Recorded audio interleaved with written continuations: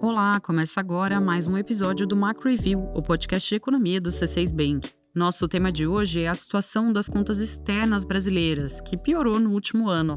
E para entender isso, a gente vai falar da conta corrente do Brasil, que reúne todas as transações de renda, de bens e de serviços que entram e saem do país. A nossa conta corrente acumulou um saldo negativo de 79 bilhões de dólares em 12 meses, o que equivale a 3,6% do PIB. É um aumento significativo em relação ao ano anterior. E esse saldo negativo significa que cada vez mais dólares têm saído do Brasil pela conta corrente e, como consequência, o país precisa recorrer a recursos externos para cobrir essa diferença. Agora, será que isso é um sinal de alerta? E o que o déficit das contas externas pode significar para o preço do dólar no Brasil? É isso que a gente vai explorar no episódio de hoje do Macro Review e vai atualizar também como a gente tem visto o PIB e a inflação por aqui. No cenário externo, o assunto é o fim da paralisação do governo dos Estados Unidos. O chamado shutdown terminou depois de 43 dias, mas ainda tem muita incerteza sobre a divulgação de dados importantes da economia americana que não saíram nesse período. Essa situação, inclusive, também é tema da análise de hoje da Marina Valentini, que é estrategista do JP Morgan Asset Management. A Marina vai falar ainda sobre as expectativas em torno da próxima decisão do Banco Central americano em dezembro e da temporada de lucros das empresas. Então fica até o final se você quer ficar por dentro do que está mexendo com os mercados globais. Eu sou a Júlia Nunes. E eu sou a Bianca Alvarenga, e hoje é 17 de novembro de 2025. Vamos lá?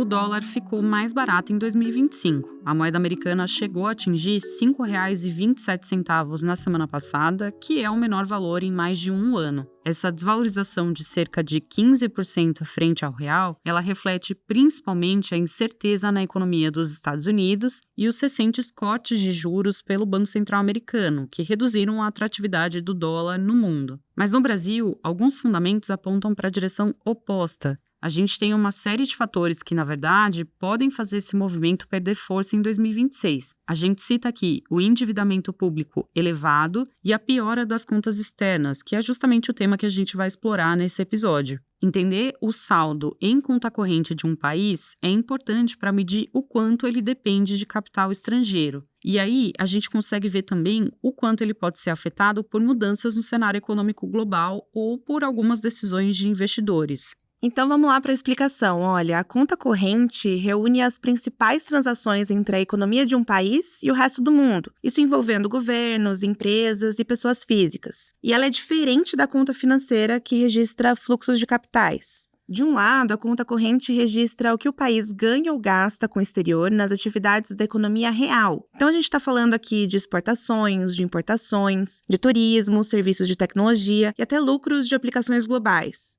Já a conta financeira mostra como esses fluxos são financiados, aí por meio de investimentos e empréstimos. O Brasil convive com déficits em conta corrente desde 2008, mas é que nos últimos meses esse buraco aumentou. Em setembro, o déficit acumulado em 12 meses ficou em 79 bilhões de dólares, que é quase 60% maior do registrado um ano antes. Agora, vale destacar que nem todo déficit é ruim, né? Ele pode refletir, por exemplo, importações de máquinas e equipamentos por empresas, e aí sim seria um sinal de investimento produtivo. Mas aqui, a piora recente tem outra origem. O aumento das importações no Brasil vem principalmente de bens de consumo, enquanto apenas 15% do total das importações é de bens de capital, que são esses ligados a investimentos das empresas. Em outras palavras, isso quer dizer que o Brasil tem importado mais para sustentar o consumo, e não necessariamente para ampliar a produção. Isso é reflexo de uma economia que está aquecida, mas com uma oferta interna bastante limitada. Além disso, a própria valorização do real dificulta esse ajuste das contas externas. É que com dólar mais barato, fica mais fácil comprar produtos importados, contratar serviços de fora ou viajar para o exterior, o que aumenta o gasto em moeda estrangeira. Nesse cenário, o Brasil tem ficado mais dependente de capital estrangeiro para se financiar. Eu vou explicar como funciona isso. Como mais dólares saem do que entram pela conta corrente, a gente precisa compensar essa diferença atraindo novos recursos financeiros do exterior, como a compra de ações de empresas, que costumam justamente ser mais voláteis. E aí, se esse dinheiro não vem, o dólar fica mais escasso e o preço tende a subir. Hoje, o real ainda se beneficia do enfraquecimento global do dólar, que reflete a saída de fluxos de capital dos Estados Unidos para outros países. Mas a gente acredita que a nossa moeda dificilmente vai continuar se apreciando na ano que vem. Na nossa visão, o dólar deve terminar 2026 em torno de R$ 6,00, refletindo aí o rumo dos juros, os desafios das contas públicas e a piora do balanço externo no Brasil.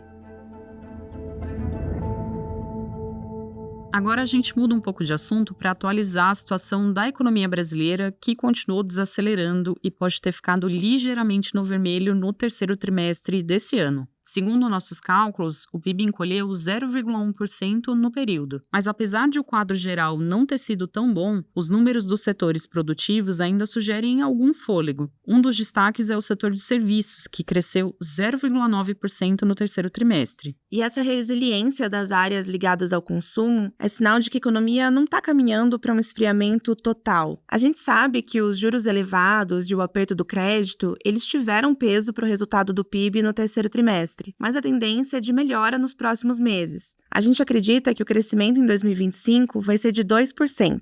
No ano que vem, as medidas do governo de estímulo à renda e ao consumo e o bom desempenho do agronegócio, com a possibilidade inclusive de uma safra recorde de soja, tudo isso ainda deve dar um impulso extra para o PIB. Por isso, a gente revisou a nossa projeção de crescimento de 1,5% para 1,7% em 2026.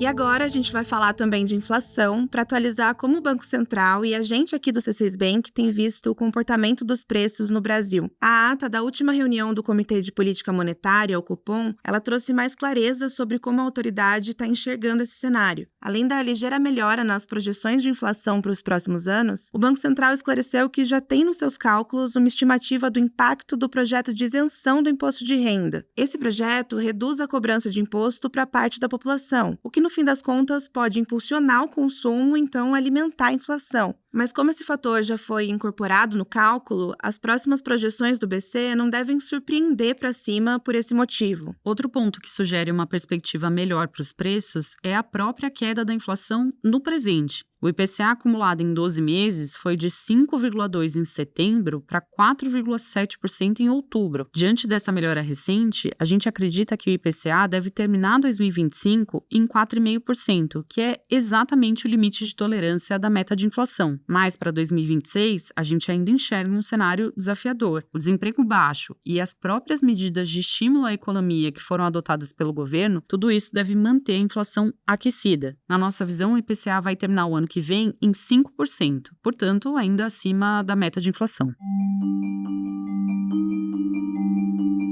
Agora a gente vai passar para o nosso bloco internacional com uma notícia que chegou no finzinho da sexta-feira e que tem impacto sobre o Brasil. Os Estados Unidos anunciaram uma redução nas tarifas de importação para cerca de 200 produtos alimentícios, incluindo café, carne, açaí e manga. Com isso, as taxas para diversos produtos brasileiros caíram de 50% para 40%. Apesar de esse anúncio ter acontecido na esteira das negociações que começaram depois do encontro entre os presidentes Lula e Trump, em outubro, essa nova redução das tarifas foi feita em âmbito global e não apenas para o Brasil. Lembrando que as taxas de 50% que foram aplicadas pelos Estados Unidos sobre os produtos brasileiros, elas estão valendo desde o início de agosto. A gente falou mais sobre essas taxas no episódio 173, então se você quiser ouvir, volta lá na nossa lista para relembrar.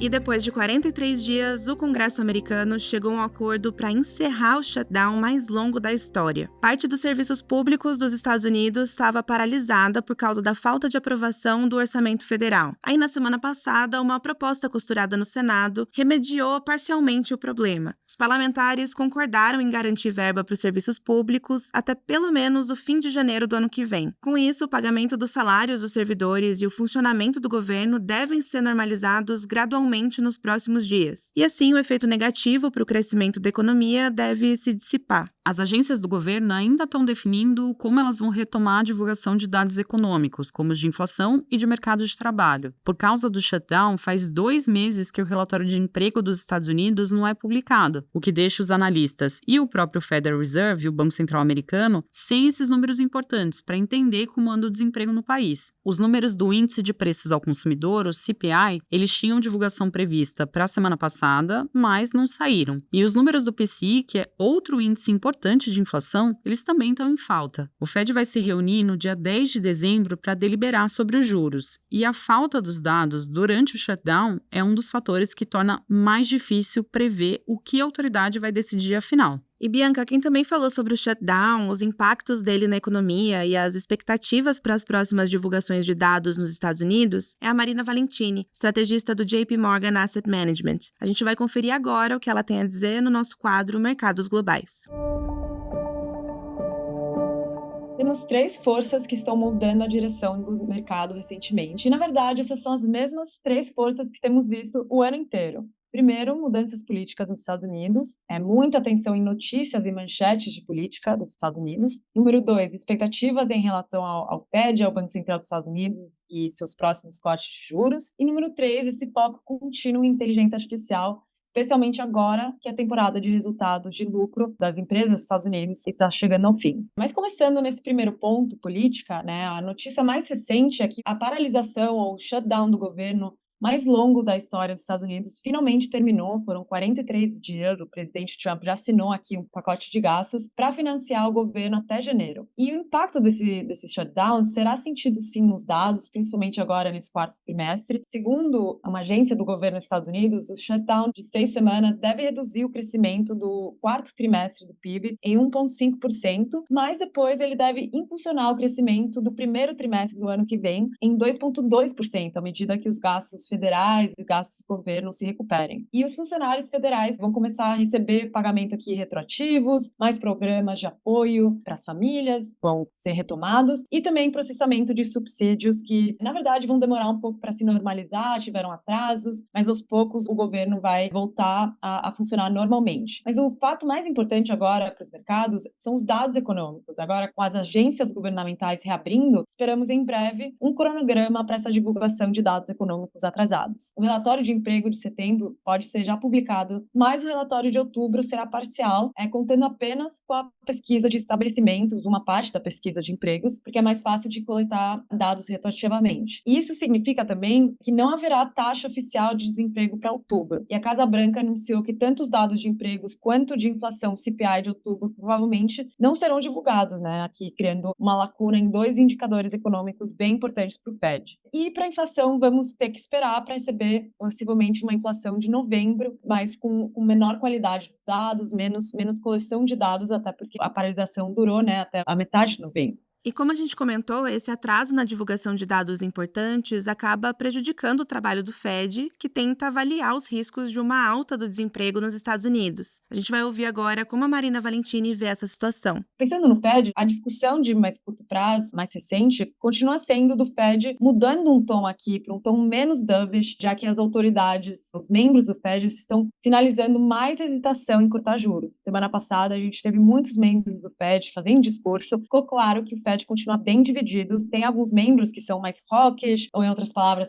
que eles têm uma perspectiva mais dura para a política monetária, e eles realmente se destacaram na semana passada. E como o presidente Powell disse recentemente, quando você está dirigindo sem visibilidade, você diminui a velocidade. E ele falou sobre isso em relação aos dados econômicos. Aqui, o Fed tem realmente menos dados disponíveis para tomar uma decisão, então vai ter que olhar para o mosaico de dados que eles têm, mais enquetes. E o mercado de trabalho estava desacelerando sim, não colapsando antes desse shutdown, mas o crescimento de empregos continuou diminuindo significativamente desde o início do ano. Pequenas empresas também estão indicando aqui uma menor demanda de trabalho, as emissões parecem ter aumentado. E do outro lado, a inflação, por enquanto, continua contida, o impacto de tarifa na inflação, mas a inflação de bens sim está subindo aos poucos gradualmente. Então parece que esse ambiente permite que o Fed continue cortando juros, e mesmo que eles cortem agora a taxa de juros na próxima reunião de dezembro, é provável que a orientação, os diferentes comunicados do Fed sobre cortes futuros seja muito mais cautelosa. E os mercados agora precificam apenas 50% de chance de um corte em dezembro, bem abaixo de quase 100% que eles precificavam antes da última reunião. E agora o mercado espera menos de 75 pontos base de cortes adicionais no próximo ano. Então, em outras palavras, sim, o Fed está cortando juros, mas é um ciclo de corte de juros bem raso e menos do que o mercado esperava,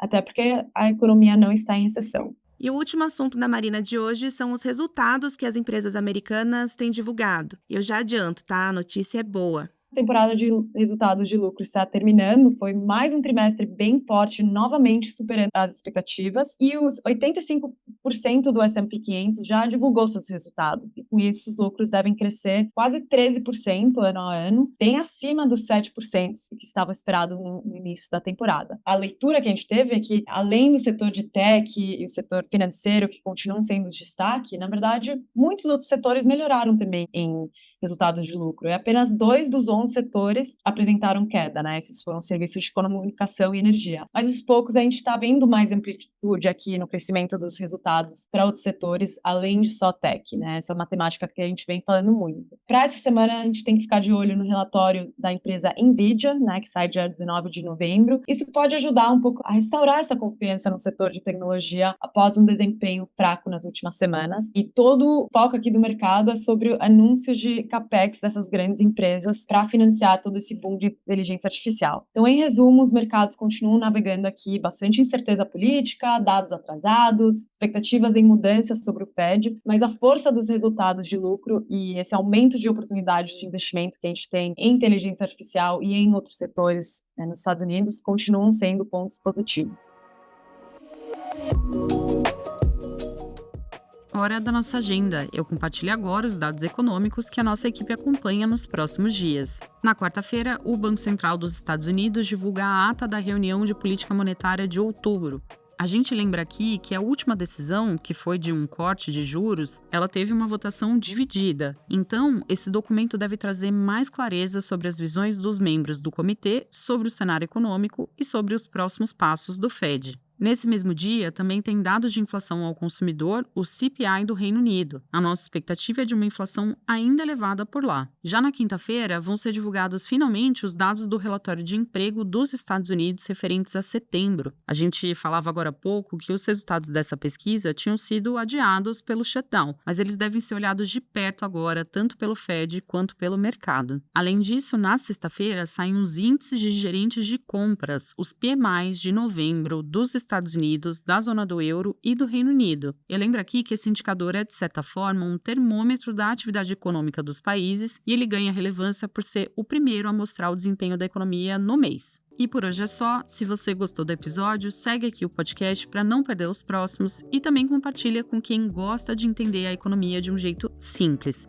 E se você puder, avalia também o Macro Review com 5 estrelas. Isso ajuda a gente muito por aqui. Quem faz parte da equipe econômica do C6 Bank são o Felipe Salles, a Cláudia Moreno, a Cláudia Rodrigues, o Eliezer Jacob e o Felipe Mack. A produção e o roteiro são desse time, junto com a Bianca Alvarenga e comigo, Júlia Nunes. A edição de som e a gravação ficaram com a Marina Kubiak, e a divulgação nas redes sociais é da Sabrina Munhoz. Lembrando que você pode seguir o Macro Review na sua plataforma favorita de podcasts. Assim, quando a gente publicar um novo episódio, você vai ser notificado. É bom para quem quer ficar por dentro da economia e para quem quer conhecer uma visão original dos fatos econômicos. Uma boa semana para você e até a próxima!